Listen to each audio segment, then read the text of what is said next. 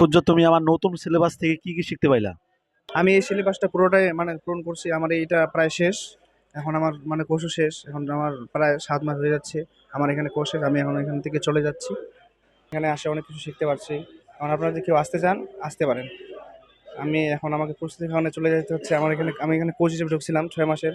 আমার কোর্স শেষ। আমি এখন চলে যাচ্ছি। নমস্কার, আমি অন্তর। আশা করি আপনারা সবাই ভালো আছেন। তো আজকে ছোট্ট একটি ভিডিও নিয়ে আসলাম। ইতিমধ্যে স্বতন্ত্র যে ছাত্রের বিদায় অনুষ্ঠান আজকে। গত ৭ মাস যাবৎ আমার এখানে প্রশিক্ষণ নিতেছে। ৭ মাস পরে একটি ভালো কাজের স্কিল চলে আসছে।